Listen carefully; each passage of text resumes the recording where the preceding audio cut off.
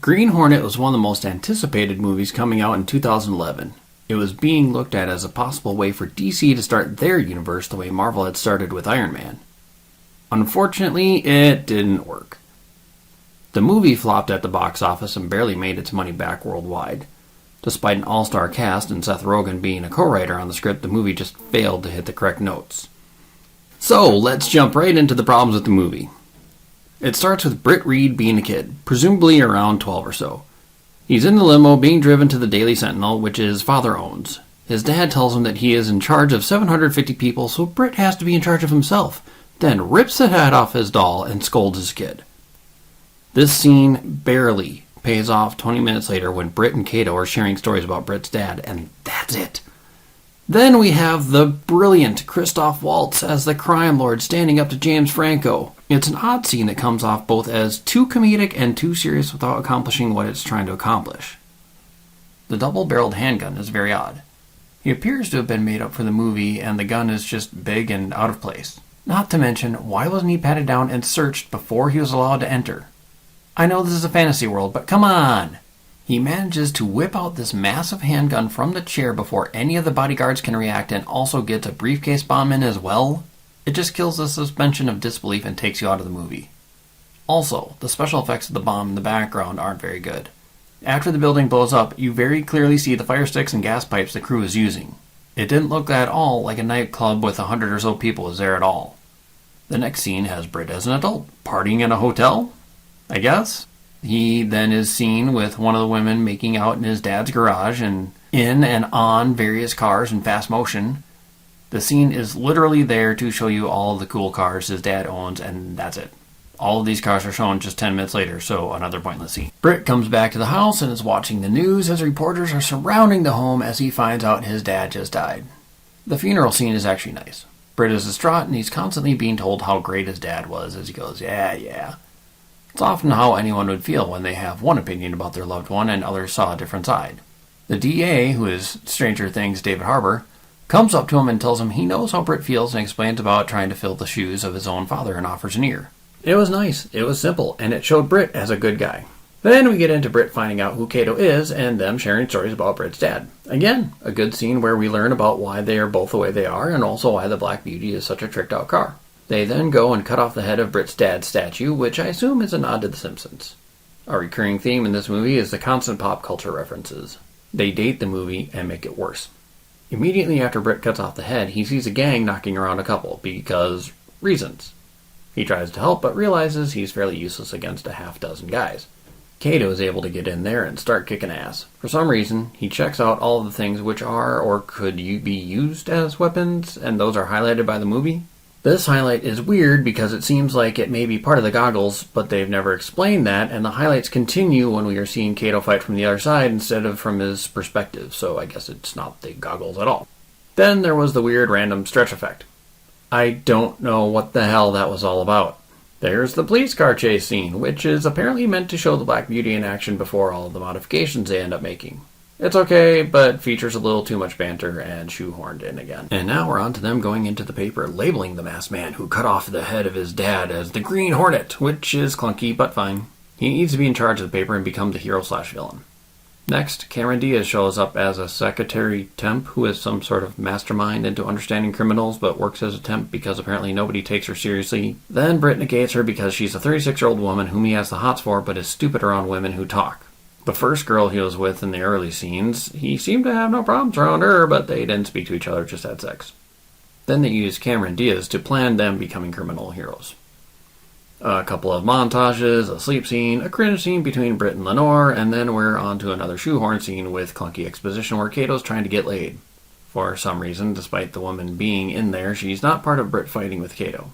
He gets jealous, not of the woman, but for no reason whatsoever, and decides he's going to come up with a plan and not tell Kato. They drive into the trap, blow up the concrete mixer, and escape. And another fight scene between Kato and Britt, finally about Lenore, that still seems forced. The fight goes on way too long. Kato almost drowns and is saved when Britt throws him a pool toy. Seriously, this would have been better had Britt just jumped in and saved him. Then Kato gets slapped by Lenore and thrown out because Britt called her and fired her. Third montage. 3 montages! Many movies have a montage. Some movies have 2 montages. Do you know what kind of movies have 3? The kind of movies that can't figure out what to cut. The first one makes sense. It's the building of the Black Beauty and some testing. The second one was unnecessary, as they could have just had a couple of different scenes that show basically the same thing they montaged. This one is egregious. Chudnovsky sent out his minions to put the hit on the Green Hornet. That's all he had to do. The audience can figure out the rest. Now Britt is in conflict again as he's asking Scanlon for help, and Scanlon wants him to bury any stories putting him in a negative light for his re-election. Another forced scene where Chudnovsky is trying to change his name, and his second-in-command is telling him it's stupid, and Chudnovsky kills him anyway. Scanlon and Britt have more clunky exposition about how Scanlon has stayed DA and killed Britt's dad. Kato comes in and saves Britt, and they escape. You know, there are a lot of random large parked vehicles with nobody in them in this movie. Much of the final fight scene is alright, but Britt doing the same recognizing of weapons thing, but in green instead of red, is again not explained or makes sense. Then they do the quick slow motion thing they did in V for Vendetta, and then they make up with Lenore after she starts kicking him and hitting them, and sprays them with pepper spray. And then he actually does a kind of smart thing with Kato shooting him in the shoulder in broad daylight.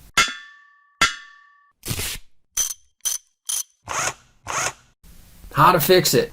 The first fix is, get rid of the opening scene. There's zero payoff. It adds nothing to the movie. It adds nothing to any of the characters. Just get rid of it. Next, get rid of the scene where they make out on the cars. Again, it adds nothing to the movie, and they have a similar scene where the cars get shown just a few minutes later. Just have them wake up in bed with the girl. It's a trope, but it cuts out unnecessary runtime. Choose a tone for the movie. Is it an action movie with mirth? Or is it a comedy movie with action? After watching the movie for this, I would say it's more of a comedy movie with action, but it tries to balance the two. The problem in Hollywood is, they can never balance genres within movies. The only one that has ever really worked is balancing comedy and romance for the rom-com. Balancing comedy and drama, or action or horror, has never worked out well for a big budget movie. It only works well in B movies because the expectations are very low to begin with. My choice is to make this an action movie with mirth. Iron Man already laid out the groundwork, follow it. Now, when they do the scene with Christoph Waltz, have him go through the pat-down, have the briefcase be checked and it has money or drugs in there, whatever. He can have some sort of weapon hidden up his sleeve to show the guards checking his coat liner and his waistband and ankles, but not his arms. It pops out and he swings his arm, bam, bam, bam, bam. 4 guys dead quickly. Add a little mirth to the craziness. I like the part where he asks why he's not scary and what he needs to do. Then have the briefcase be lined with explosives, that the drugs or money hid and was just fake. He blows out the place and you hide the fire sticks better. Leave the funeral scene. Leave the newspaper scene. Those are great and set the rest of the movie up nicely. The Kato scene is also really good. It's a little clunky, but it's hidden by them both drinking, which is understandable. The statue scene isn't great, but again, it is hidden by their drunken stupidity. The first fight scene is pretty good, but remove the visual effects of the weapons recognition and the slow motion and quick motion. Just have it be a good fight scene with very few cuts. It was out of place in V for Vendetta, and it's way more out of place here. Cut out the lone police car chase. I get that it's a way for them to show the Black Beauty and why they're doing the upgrades, but the only reason they need to do upgrades is to be prepared to take on Chudnovsky. That could simply be done by saying they need to upgrade and just doing it, not showing it. Instead of having Cameron Diaz pretending she's a temp who wants to be a reporter, have her either be a current reporter who's trying to push the story, or have her be a freelance journalist who's trying to sell her story package. It's an incredibly common practice and would take nothing for most people to believe. Anyone who doesn't believe it would get a small education on freelance journalism. Keep the love triangle out of the story, at least for this movie. There's no build-up, there's no relationship between any of them, there's no point in it happening. Perhaps build a relationship with her and Kato, and Britt keeps thinking he has some sort of connection that slowly builds, but don't force it. With Britt buying her story package and asking her for her input on the Green Hornet and how he might rise, they gain the mastermind knowledge they're looking for, and he can take her out to meals on the guise of buying more stories from her, but really gaining insight on how the criminal underworld works and runs, thus building up said relationship. Remove the conflict between Kato and Britt, or at least remove the actual fighting. It can be shown that Britt is becoming more jealous of Kato's intelligence and martial arts skills, but there's no reason for them to fight. We've removed 2 scenes, which took about 15 minutes. Turn the second montage into 2 scenes where fighting occurs, then have news stories run on the other things they've done. That gives back another 5 minutes. Remove the third montage, which takes back those 5 minutes. Now we're down to 1 hour 45 minutes. Chudovsky stays Chudovsky and not Bludnovsky, and we don't have any of the scenes that are banter that comes from those and brings the movie down another 5 minutes. The final scene in the Daily Sentinel is just a mess of goofiness. Get rid of the goofiness of 50 guys who are suddenly there. Allow people to be killed by big bad weapons like the missiles and the guns on top of the car. It shortens the scene and cleans up most of the goofy, which makes the badassness come through better. This isn't Batman or Superman where people don't die. They've killed tons of people in the movie. Why stop now? Also, get rid of all the swearing. There's no need for the amount of times they say shit in this.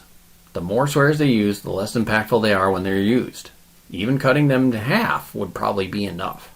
The scene where they find safe haven in Lenore's house is okay, but again, cut out the goofiness and have it be more serious. Again, things are funnier when they're taken seriously and use the funny to accent the scenes, not to create the scenes. I would probably recast Cameron Diaz to someone more believable in the role as well.